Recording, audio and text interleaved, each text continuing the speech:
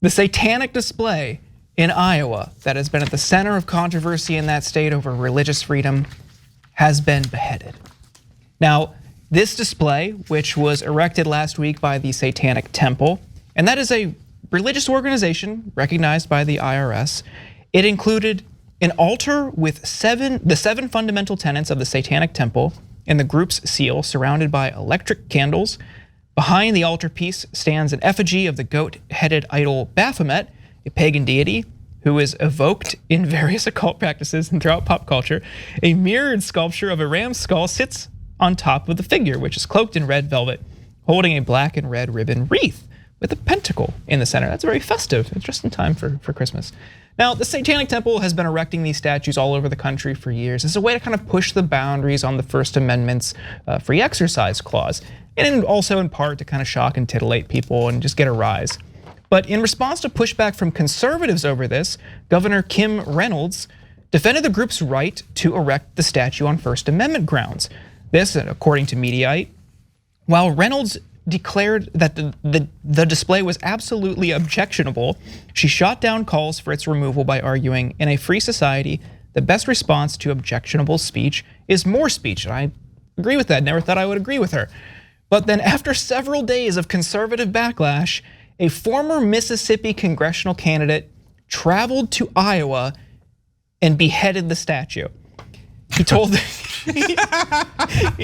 That'll show. Yeah, he's got him. He told the Sentinel, the world may tell Christians to submissively accept the legitimization of Satan, but none of the founders would have considered government sanction of satanic altars inside Capitol buildings as protected by the First Amendment. Anti-Christian values have steadily been mainstreamed more and more in recent decades, and Christians have largely acted like the proverbial frog in the boiling pot of water. He added, I saw this blasphemous statue and was outraged. My conscience is held captive to the word of God, not to bureaucratic decree, and so I acted. Cassidy, after beheading the statue, turned himself over to police. He was charged with 4th-degree criminal mischief before being released. But then, swooping into his rescue, noted defender of free speech, the First Amendment, and the Constitution, Charlie Kirk of Turning Point, who offered $10,000 to Cassidy's legal defense, saying Michael Cassidy just beheaded a monument to Satan inside the Iowa State Capitol building. The Satanic Temple of Iowa is pressing charges, and Cassidy is facing 4th-degree criminal mischief. Turning Point USA is proud to pledge $10,000 to his legal defense fund. We stand with Satan Slayer Michael Cassidy. How are you guys? How are you holding up during this trying time? Yeah. So look, one point of clarification for Christian fundamentalists: the atheists and even the guys pretending to be Satanists, they don't actually believe in Satan. They're trolling you. They think it's a mythological character, whereas you think it's real and you think they're supporting him. They're just messing with you, man. No one thinks that Satan is real outside of you guys. Okay, so I know that sounds like crazy to you, like, you're right. Like, there isn't a guy with a goat's head and the thing, and then he's gonna torture you forever because you violated some code or regulation, etc. Okay, that's big Bible, by the way, with all those regulations there. You violate one of them, and the dude in the ram's head with pitchforks you the rest of eternity. So you might believe that, and you're worried, like, where's Satan? Allah, where is it? Oh, is it Odin? Is it Satan? Whatever, okay? But for people who don't believe, I just need you to understand that it's not like we believe and think like, go get him, Satan. We don't think he exists. So we think it's the funniest thing in the world that you're beheading a mythological character. Like, oh, you got Zeus, okay, that'll show him not to mess with Apollo or Athena.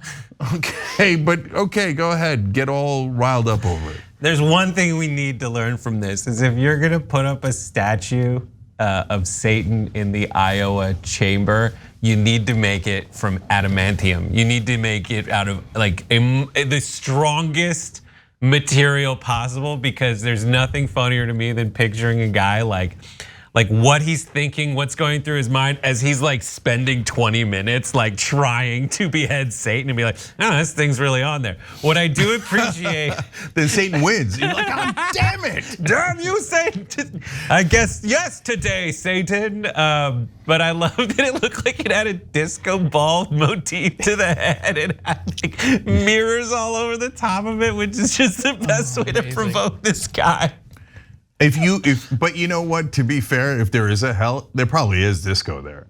Oh yeah, it's just disco nonstop. I need to help me stop. I think you mentioned it, but it is important to lay out. The Satanic Temple doesn't even believe in any of this. They admit it on their website. It's just a humanist organization with like kind of like a 90s Marilyn Manson aesthetic. It's kind of goofy, kind of cringy. It's just there to like get a rise out of people. But I also do think that there is utility in pushing the boundaries of these First Amendment cases, because just as Christians for decades have been able to, coerce prayer in public, display the 10 Commandments, put crosses up, do whatever they want, the intersection of government and Christianity is frequent. Any other religion, not so much. When it's convenient, you'll see some conservatives look to the Jewish community, but never would they ever display anything having to do with Islam. They'll never do that. So I like that they are testing the boundaries of the First Amendment law across the country this way, because it's really funny and it gets such a rise out of conservatives. It's not real, okay? It's no. If you think Satan is real, brother, there's a bigger fight ahead for you, okay? And so you're not going to win by just knocking off the disco ball in Iowa Capitol building, okay? So go fight, like again, if you're in that group, go fight Satan in the real way, right? Like, hey, I got an idea, by doing good deeds. And you know what? And calling out evil deeds, like when people hurt other people as opposed to hurting statues, which no one cares about. And when you do it, and here's another thing that's devastating to you, you don't get it. We don't think like, oh, damn it, he got Satan. We think, I can't believe he fell for it. I can't believe he got trolled by a Satan statue, when we don't believe that at all. And you're fighting a fight that doesn't exist.